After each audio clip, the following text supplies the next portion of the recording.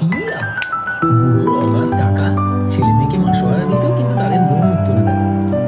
Doctor Abinash Sen সন্দেহ করেছিলেন যে মেয়ে এবং বৌমা নাকি বিষাক্ত খাবার খাইয়ে বুড়োকে মারবার চেষ্টা করছে, আর তাই যদি হয় তাহলে ছেলে আর জামাইয়ের মধ্যে সর আছে। যা দিনকাল করেছে কিছুই তো অসম্ভব নয়, জানেনি। কিন্তু মেঘরাজকে মারার উদ্দেশ্য কি? না না, মেঘরাজ তো রাতে বেণীমাধবের দরজার সামনে বিছানা পেতে শুতো, দরজা ভেজানোই থাকতো, যাতে বেণীমাধব ডাকলে সে ঘরে ঢুকতে পারে।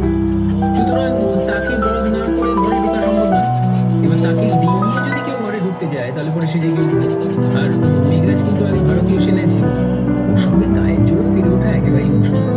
তাছাড়া কি মতো ঝুঁকি কেনই বা নেবে, তাই তাকে মারা ছাড়া আর কোনো উপায় ছিল না। বেশ, বুঝলাম। তা মারণাস্ত্রটা পাওয়া যায়নি? না, তবে ময়না তদন্ত থেকে জানা গেছে যে অস্ত্রটা বেশ ধারালো ছিল। একই অস্ত্র দিয়ে দুজনকে মেরেছে। অস্ত্রের এক টানে গলা একেবারে দুভাগ হয়ে গেছে। হত্যার সময়টা জানা গেছে? যতটুকু জানা গেছে ওই রাত 12টা থেকে 3টার মধ্যে। তাই সন্দেহভাজন 5 জন কারা? এই তো বেণীমাধবের ছেলে অজয় আর তার স্ত্রী আরতি, বেণীমাধবের মেয়ে গায়ত্রী আর তার স্বামী গঙ্গাধর। এছাড়া অজয়ের ছেলে মকরন্দ। মকরন্দকে মেঘরাজ একদিন বেণীমাধবের হুকুমে চড় মেরেছিল। ঝিলিকে বাদ দেওয়া যায়, সে ছেলে মানুষ, তার কোনো মোটিভ নেই। মকরন্দ ছেলেটা কি করে? দুজনে পলিটিক্স নিয়ে মেতে থাকে আর কি। কলেজে নাম লেখানো আছে এই পর্যন্ত। রাতে আন্দাজ 9টার সময় বাড়িতে এসেছিল, তারপর রাতেই কখন বেরিয়ে গেছে কেউ জানে না। সেই যে পালিয়েছে আর সে ফেরেনি, তার নামে হুলিয়া জারি করে দিয়েছে। বেশ, তা এখন বাড়িতে কে কে আছে? অজয় আছে, আরতি আছে, গঙ্গাধর, গায়ত্রী, ঝিল্লি, নিখিল হালদার, সনদ গান্ধী আর মেঘরাজের বিধবা স্ত্রী মেদিনী। অজয়ের মেয়ে লাবণী সে রাতে নাচের মাস্টারের সঙ্গে সিনেমা দেখতে গেছিল আর ফিরে আসে। নিখিল আর সনদ রাতে কাজে বেরিয়েছিল, তারা পরদিন ফিরে এসেছে। যারা এখন বাড়িতে আছে আপাতত তাদের বাইরে যাওয়া বন্ধ করে দিয়েছে। সববার আঙুলের ছাপ নিয়েছো নিশ্চয়ই? হ্যাঁ, তা নিয়েছি বলে। খানা তরমুজ করে কিছু পেলে? দেখুন, সন্দেহজনক তো কিছু পাইনি।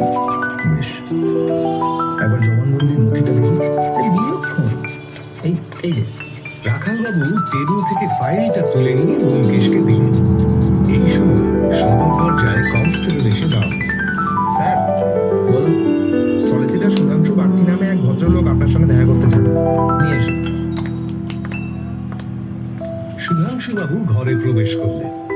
হাতে পাঠ করা খবরের কাগজ, চোখে মুখে একাধিক অনুভূতির মিশেল। খানিক আশ্চর্য, আবার খানিক সন্ত্রস্তও বোধ হয়। আমি বেণীমাধববাবুর সলিসিটার। আজ খবরের কাগজটা খুবই দেখলাম যে আরে বসুন বসুন, বসে বলুন। বেণীমাধব বাবুর সঙ্গে কবে শেষ দেখা হয়েছিল আপনার? পরশু। আমি অনেকদিন ধরেই তার বিষয় সম্পত্তি সংক্রান্ত কাজকর্ম দেখাশোনা করি। পরশু তিনি আমাকে ফোন করে জানালেন যে উইল করতে চান। আমি বিকেলবেলা এসে তার সঙ্গে দেখা করেছিলাম। উইলে কি কি শর্ত থাকবে তিনি আমাকে জানিয়েছিলেন। আমি উইল তৈরি করে আজ তাকে দলিল দেখিয়ে সই দস্তখত করিয়ে নেবো বলে সব ঠিক করে রেখেছিলাম, জানেন। উইলে কি কি শর্ত আছে সেটা আমাদের বলতে বাধা আছে কি? অন্য সময় বাধা নিশ্চয়ই থাকতো, কিন্তু এই অবস্থায় আর বাধা নেই। বরং উইলের শর্ত জানলে আপনাদের খানিক সুবিধেই হবে হয়তো। তিনি উইলের শর্তগুলো শোনালেন। অপঘাতে মৃত্যু হলে সমস্ত সম্পত্তি যে কলকাতা বিশ্ববিদ্যালয় পাবে সে কথাও উল্লেখ করলেন। বেলা 11টা নাগাদ সুধাংশুবাবু উঠলেন। যদি আমার কাছ থেকে আরো কিছু জানতে চান কিংবা উইল পড়ে দেখতে চান, আমার অফিসে খবর দেবেন। আজ আসি তাহলে।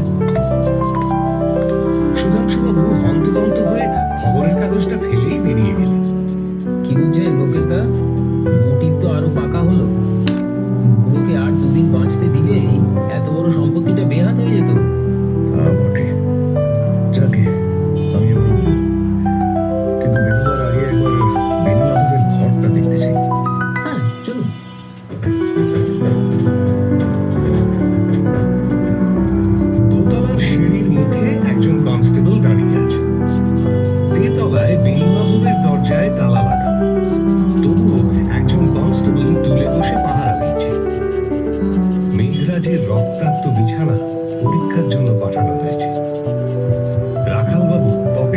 চাবি বের করে তালা খুললেন। দুজনে ঘরে প্রবেশ করলেন। ঘরের মাঝখানে খাটের ওপর বিছানা নেই, আর সব যেমন ছিল তেমনই আছে। ব্যোমকেশ দরজার কাছে দাঁড়িয়ে একবার চারদিকে চোখ ফেরাল। তোমরা অবশ্য সবই দেখেছো, তবু অধিকন্ত নদশায় লোহার সিন্ধুকের চাবি কোথায় ছিল? লোহার সিন্ধুকের গায়েই লাগানো ছিল। সিন্ধুকের মধ্যে 3খানা 100 টাকার নোট ছিল, 5 টাকা 10 টাকার নোট বা খুচরো টাকা পয়সা একটাও ছিল না। মনে হয় খুবই সিন্ধুক খুলে টাকা পয়সা নিয়েছে, কিন্তু ধরা পড়ার ভয়ে নম্বর দেওয়া নোটগুলো নেই। সিন্ধুকে আর কি কি ছিল? কিছু দলিলপত্র, কিছু রসিদ, ব্যাংকের খাতা আর চেকবুক। 2টো ব্যাংকে টাকা আছে, সাকুল্যে প্রায় 40,000। তাছাড়া শেয়ার সার্টিফিকেট আর ফিক্সড ডিপোজিট মিলিয়ে আছে আন্দাজ ওই 11 লাখ টাকা। মালদার লোক ছিলেন, ছেলে আর মেয়েকে 750 টাকা করে মাসোহারা দিতেন। তার নিজের খরচ ছিল 700 টাকা, মেঘরাজকে মাইনে দিতেন 250 টাকা। চেকবুকের কাউন্টার ফয়েল থেকে সব খবর জানা গেছে। সিন্ধুকের ভেতরে বা বাইরে বেনি মাধব ছাড়া অন্য কারোর আঙুলের ছাপ পেয়েছো? হুম, কারুর আঙুলেরই ছাপ নেই, একেবারে ঝকঝকে, মুছে দিয়েছে এটা। অতটাই লোকটি হুঁশিয়ার বলতে হবে। ফ্রিজে কারোর আঙুলের ছাপ ছিল? তা ছিল বটে, বেনিমাধব, মেঘরাজ এবং মেদিনী, মোট এই 3 জনেরই আঙুলের ছাপ ছিল। আর কারোর ছাপ কিন্তু পাওয়া যায়নি। হাতল ধরে ব্যোমকেশ ফ্রিজ খুলতেই ভেতরে আলো জ্বলে ওঠে। ফ্রিজ চালু আছে, নানান জাতের ফলমূল রাখা আছে, সারি সারি ডিম, মাছ, মাংস, দুধের বোতল আছে। ব্যোমকেশ একবার দেখেই দরজা বন্ধ করে দিল। ঘরের পেছন দিকের দেয়ালে একটা লম্বা ধরনের আয়না টাঙানো ছিল। তার নিচের তাকের উপর চিরুনি, বুরুশ, চুলের তেল ও দাড়ি কামাবার সরঞ্জাম। দাড়ি কামাবার সরঞ্জামের মধ্যে যে খুঁটটি আছে তা সেফটি রেজার নয়, সাবেক কালের ভাঁজ করা লম্বা খুঁট। ব্যোমকেশ সন্তর্পণে খাপ শুদ্ধ খুঁটটা তুলে নিল। খুঁটটা বের করে দেখেছো নাকি? উত্তরের অপেক্ষা না করে ব্যোমকেশ নিজেই অতি সাবধানে খুঁটটি খাপ থেকে বের করে 2 আঙুলে ধরে জানলার কাছে নিয়ে গিয়ে উল্টে পাল্টে দেখতে লাগলো। আশ্চর্য, এখন কোথাও কারো আঙুলের ছাপ নেই। খুঁড় নিয়ে রাখালবাবু পুঙ্খানুপুঙ্খ পরীক্ষা করলেন। তারপর খুঁটটি ব্যোমকেশকে ফেরত দিয়ে তার মুখের দিকে চাইলেন। ব্যোমকেশ খুঁটটি খাপের মধ্যে তুলে নিজের পকেটে রাখল। এটা আমি নিয়ে যাচ্ছি। এটা দিয়ে কি করবেন? যা করে খুঁট দিয়ে দাড়ি কামাবো। তেতলার অন্য ঘর দুটিতে দেখার মতো বিশেষ কিছু ছিল না। তবু ব্যোমকেশ দুটো ঘরই ঘুরে ফিরে দেখল। তারপর নিচের তলায় নেমে এল। রাখাল, আমি এখন চললাম, বিকেলবেলা আবার আসবো। জবানবন্দির ফাইলটা দাও তো, বাড়ি গিয়ে পড়তে হবে। আমাকে একবার থানায় যেতে হবে, চলুন আপনাকে নামিয়ে দিয়ে যাই। বলছিলাম যে কেসটা কি বুঝছেন? খরস্য ধারা নিশিতা দয়া। সে যতই দুর্গম পথ হোক, আইনের ধারাপথে কাকে ভুলবো সেটা আপনাকেই বাতলে দিতে হবে। কিন্তু এই নিন জবানবন্দির ফাইল, এবার চলুন আমার সঙ্গে। ব্যোমকেশ এবং রাখালবাবু বেরিয়ে যাওয়ার পর দুজন সাব ইন্সপেক্টর এবং কয়েকজন ন্যূনতর কর্মচারী বাড়িতে মোতায়েন থাকেন। বিকেল 3টের সময় ব্যোমকেশ বেনিমাধবের বাড়ি এল। রাখালবাবু আগেই এসেছিলেন। তাকে খুঁট আর জবানবন্দির নথি ফেরত দিয়ে ব্যোমকেশ একটা চেয়ারে বসল। তা দাড়ি কেমন কামালেন? ভালো নয়। আর জবানবন্দি? মেদিনীর জবানবন্দি সবচেয়ে তথ্যপূর্ণ। তাকে আরো কিছু প্রশ্ন করতে চাই। বেশ তো, তাকে ডেকে পাঠাচ্ছি, সে নিজের ঘরেই আছে। কিন্তু মেদিনীকে ডেকে পাঠাবার আগেই দুজন সাদা পোশাকের পুলিশ কর্মচারী মকরন্দকে নিয়ে ঘরে ঢুকল।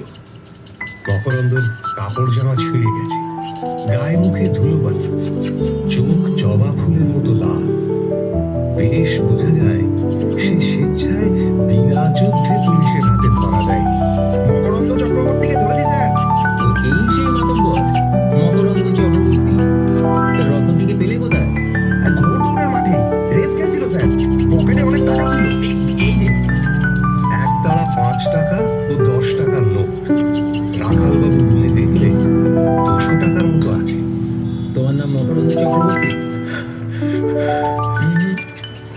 লাল করে আমার দিকে তাকিয়ে লাভ নেই ভাই, উত্তর দাও। এত টাকা পেলে কোথায়? বলবো না। বাহ বাহ, ভালো ব্যাপার। তা যে রাতে তোমার ঠাকুরদা খুন হন, সে রাতে 9টার সময় তো তুমি বাড়ি এসেছিলে, তারপর শেষ রাতে চুপি চুপি দরজা খুলে বেরিয়ে গেছিলে, তাই তো? মিছে কথা। ওই মেয়েদিনী মিছে কথা বলছে। তাই নাকি? তা মেদিনী বলেছে এটা জানলে কি করে? চুপ করে আছো কেন? বলো, কত রাতে বাড়ি থেকে বেরিয়েছিলে তুমি? বলছি তো, বলবো না। তারপরে বাড়ি ফিরে আসোনি কেন? বলবো না। দেখো হে ছোকরা, আমার ধৈর্যের পরীক্ষা নিও না, বুঝেছো? যা প্রশ্ন করছি সোজা সোজা উত্তর দাও।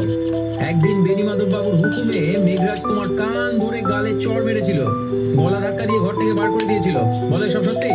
মিছে কথা। বাড়ি শুদ্ধ লোক শুধু তোমার নামে মিছে কথা বলছে, তাই তো? হ্যাঁ, বলছে। এই তো আচ্ছা তেদর ছেলে, এটাকে নিয়ে কি করা যায় বলতো? চুপ ধর্মের নোংরা।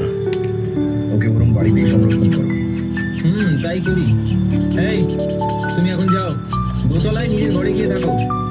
বাড়ি থেকে বেরোবার চেষ্টা করলে পরে কিন্তু হাজতে গিয়ে লাভ শিখেতে হবে বলে দিলাম। যাও। সাদা পোশাকের পুলিশ দুজন মকরন্দকে দোতলায় পৌঁছে দিয়ে চলে গেল। এবার মেদিনীকে ডেকে পাঠাই নাকি? না, থাক। চলো আমরাই বরং তার ঘরে যাই। এখানে অনেক বাধা।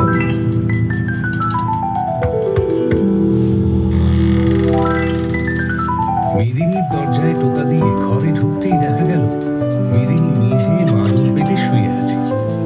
ব্যোমকেশ ও রাখাল বাবুকে দেখে সে উঠে বসল। তার পরনে ধূসর রঙের একটা শাড়ি, কপালে সিঁদুর নেই, হাতে গলায় কানে গয়না নেই, মুখের ভাব আলুঠা, খানিকটা ফোলা ফোলা লাগছে। শোকের চিহ্ন এখনো মুখ থেকে মুছে যায়, কিন্তু শোকের আকুলতা দূর হয়েছে। সে আস্তে আস্তে উঠে দাঁড়িয়ে প্রশ্ন ভরা চোখে দুজনের দিকে তাকাল। মেদিনী, ইনি আমার বন্ধু। আমি তোমাকে যেসব প্রশ্ন করেছি তার উপর ইনি আরো 2-4টে সওয়াল করতে চান। জি, কতদিন আগে মেঘরাজের সঙ্গে তোমার বিয়ে হয়েছিল? 5 বছর আগে। তুমি তার প্রথম স্ত্রী? জি না, আগে একজন ছিল, সে মারা গেছে। বুঝলাম। ব্যোমকেশ ঘরের চারদিকে একবার চোখ ঘুরিয়ে দেখে নিল। ঘরের ফার্নিচারের মধ্যে একটা তক্তপোষ, একটা কাঠের আলমারি এবং একটা খাড়া আলনা। বাইরের দিকে জানলার পাটার ওপর একটা কাঠের চ্যাপ্টা বাক্স। পশ্চিমী মেয়েরা প্রসাধনের জন্য এই ধরনের বাক্স ব্যবহার করে। বাক্সের মধ্যে সিঁদুর কৌটো, চিরুনি, তেল, কাজল প্রভৃতি থাকে। ডালা খুললে ডালার গায়ে আয়না বেরিয়ে পড়ে। তবে সব মিলিয়ে নিতান্ত মামুলি পরিবেশ। বাড়ির সবাইকে তো তুমি চেনো। কে কেমন মানুষ বলতে পারো? ওরা বাবা বড় ভালো আদমি ছিলেন, দিনদার লোক ছিলেন। তার ছেলে আর দামাদও ভালো লোক, তবে বাড়ির মেয়েরা আমাকে পছন্দ করেন না। ছেলে দিদি আর লাবণী দিদি বাড়ি ভালো মেয়ে, আর মকরন্দ? উনি আমাকে দেখতে পারেন না, ভারী কড়া জবান। মেঘরাজ তাকে চড় মেরেছিল, তুমি জানো? জি হ্যাঁ, আমি তখন পাশে ধরেছিলাম। দেখি ওর সময়। নিখিলবাবু মজাদার লোক, খুব ঠাট্টা তামাশা করেন। আর শরৎবাবু গম্ভীর মেজাজের মানুষ, কিন্তু দুজনেই খুব ভদ্র। আচ্ছা, ওর কথা থাক। মেঘরাজ শহীদ ছিল। তার সিপাহী জীবন সংক্রান্ত কাগজপত্র নিশ্চয়ই তোমার কাছে আছে। জি আছে, তার বাক্সের মধ্যেই আছে। আমি একবার এই কাগজপত্রগুলো দেখতে চাই। এই যে বার করে দিচ্ছি। সে গিয়ে তক্তপোষের তলা থেকে একটা ট্রাঙ্ক টেনে বার করল। আঁচল থেকে চাবি নিয়ে হাঁটু গেড়ে বসে ট্রাঙ্ক খুলতে লাগল। ব্যোমকেশ ইতিমধ্যে ঘরের এদিক ওদিক তাকাতে তাকাতে জানলার কাছে গিয়ে দাঁড়াল। জানলার উপর প্রসাধনের বাক্সটা রাখা আছে। ব্যোমকেশ একটু ইতস্তত করে বাক্সের ডালা তুলল। বাক্সের মধ্যে মেয়েলি প্রসাধনের দ্রব্য ও টুপিটাকি। আয়নার এক কোণে মেদিনীর একটি ছবি আঁকা আছে। পোস্ট কার্ড আধখানা করলে যত বড় হয় তত বড় ছবি। ছবিতে মেদিনী খাটের ধারে বসে আছে। নিতান্ত ঘরোয়া ছবি। মেদিনীর মুখের প্রাণ খোলা হাসি ব্যোমকেশের গায়ে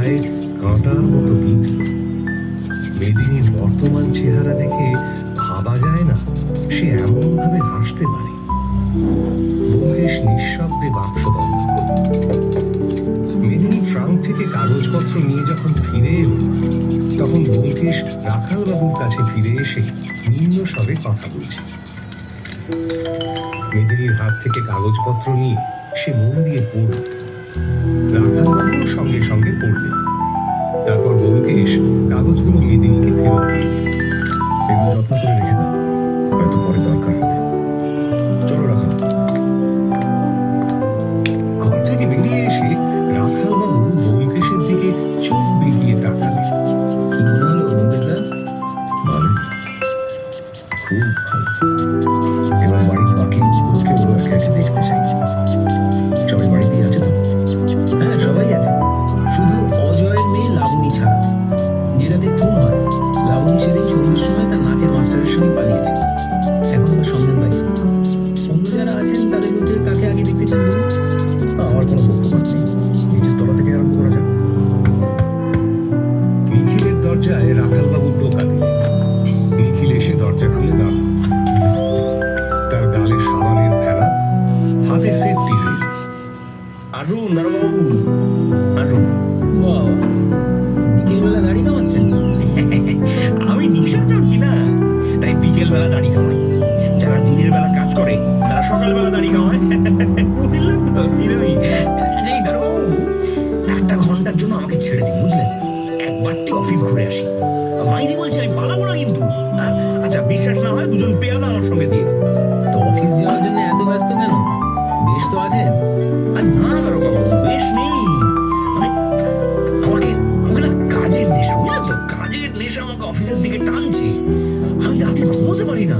আর তাছাড়া আবার কি? এই অফিসে অনেকগুলো আইবুড়ো মেয়ে কাজ করে। তাদের মধ্যে একটাকে আমি খুঁজছি, মানে পেলেই তাকে বিয়ে করে নেবো। ব্যাপারটা কেমন রহস্যময় ঠেকছে। আর ঠিকই তো, ঘোর রহস্যময় ব্যাপার। ঘোর রহস্যময় যদি হয় তাহলে এর শরণাপন্ন হন। আলাপ করিয়ে দিই, ইনি হলেন শ্রী ব্যোমকেশ বক্সী। হ্যাঁ, হ্যাঁ, মানে আপনি সত্যান্বেষী ব্যোমকেশ বক্সী? বাবা, এতক্ষণ খেয়ালই করিনি। নমস্কার নমস্কার নমস্কার ব্যোমকেশ বাবু। এই বলছি, আমার রহস্যটা আপনাকে ভেদ করতেই হবে ব্যোমকেশ বাবু, বুঝলেন তো? নইলে কিন্তু আমার প্রাণের আশা নেই।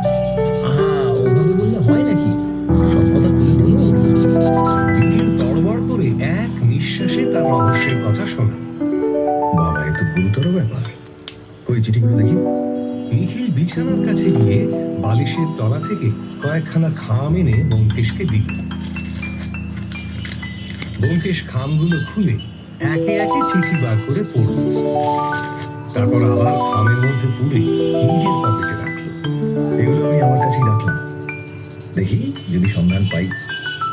আপনি আপাতত এই বাড়িতেই থাকুন, আমি আপনার অফিসে খোঁজ খবর নেব। ভালো কথা, আপনার বর্ষাতি আছে? কি বর্ষাতি? মানে ওয়াটারপ্রুফ? হ্যাঁ, তা তো আছে একটা। কেন বলতো? দেখি একবার। নিখিল লাগোয়া বাথরুমে গিয়ে একটা পুরনো খাকি রঙের বর্ষাতি নিয়ে এলো। ব্যোমকেশ সেটা রাখালবাবুর হাতে দিয়ে বলল, এটাও আমার নিয়ে চলুন। এটা আপনি শেষবার কবে ব্যবহার করেছিলেন মনে আছে? শেষবার কবে? মানে এই গত বর্ষাকাল, ওই ধরুন না 5-6 মাস আগে। এই আপনি যে ভেলকি লাগিয়ে দিলেন ব্যোমকেশ বাবু, মানে ওয়াটারপ্রুফ থেকে আমার মানে ওই মেয়েটার ঠিকানা আপনি বার করবেন নাকি? দেখা যাক। তা আপনি দেখছি সেফটি রেজার দিয়ে দাড়ি কামান। মানে তা না হলে কি দিয়ে দাড়ি কামাবো বলুন? ঠিক কথা, আপনি যখন দাড়ি কামাতে শুরু করেছেন তখন সাবেক খুরের রেওয়াজ উঠে গেছে। আচ্ছা, আসি আপাতত। এই বলছি, ওই ব্যাপারটা কিন্তু একটু দেখবেন। হ্যাঁ, নিশ্চয়ই দেখব। ঘর থেকে বেরিয়ে ব্যোমকেশ রাখালবাবুর দিকে বাঁকা চোখে তাকাল। সে দৃষ্টিতে শুধুই কটাক্ষ। খেয়াল করুন ব্যাপারটা, ভাবা উচিত ছিল। যে ছুরি কিংবা খুর দিয়ে গলা কাটতে যাচ্ছে, সে জানে গলা কাটলে পরে চারিদিকে রক্ত উঠলে পড়বে, ফিনকি দিয়ে রক্ত ছুটবে, তার নিজের গায়ে রক্ত লাগবে। তাই সে বর্ষাতেই বা ওইরকম কিছু একটা গায়ে দিয়ে খুন করতে যাবে, যাতে সহজে রক্তটা ধুয়ে ফেলা যায়।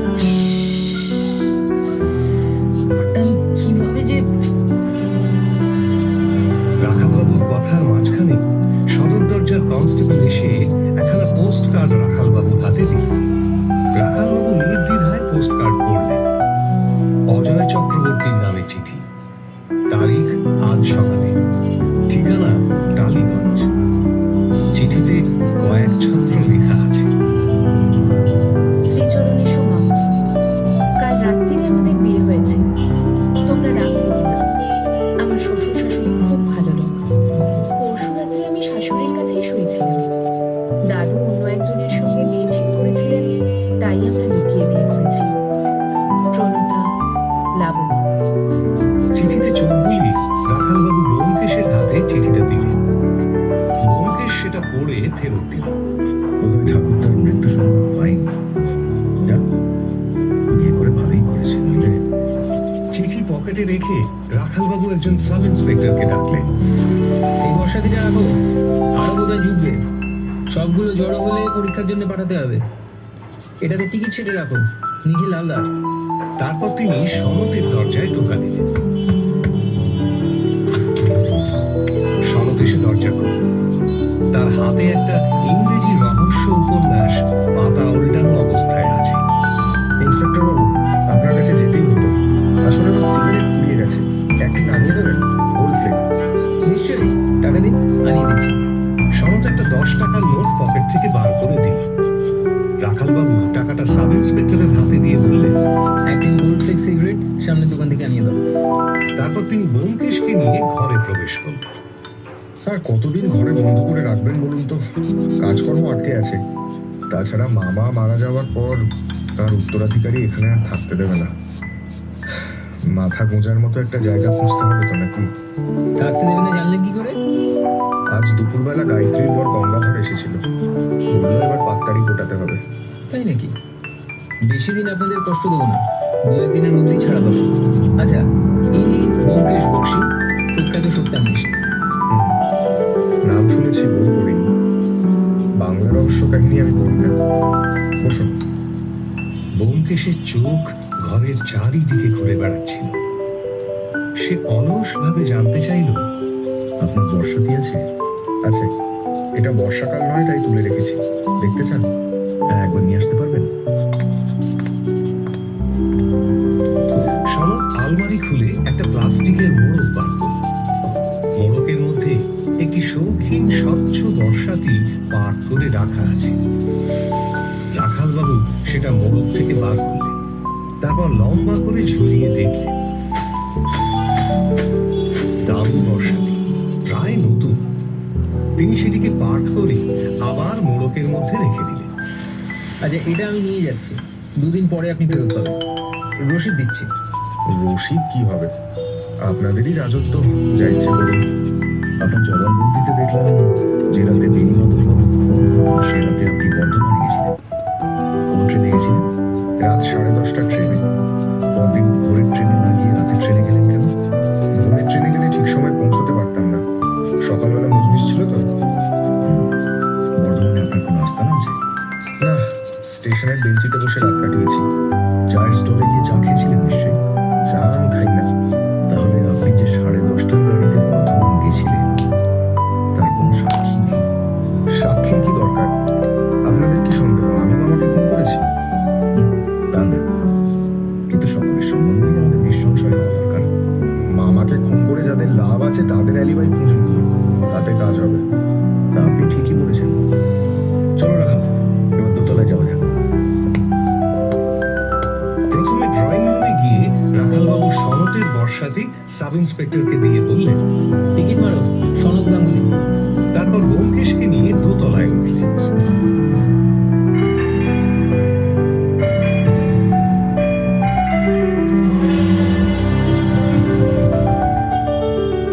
অজয় সামনের ঘরে বসে সন্ধ্যের চা জল খাবার খাচ্ছিল। শঙ্কিত মুখে উঠে দাঁড়াল। অশৌচের বেশ, তার মুখে খোঁচা খোঁচা দাড়ি গজিয়েছে। আপনার একটা চিঠি এসেছে। এই এই তিনি পোস্টকার্ড পকেট থেকে নিয়ে অজয়কে দিলেন। ব্যোমকেশ এক দৃষ্টিতে অজয়ের চোখের দিকে তাকিয়েছিল।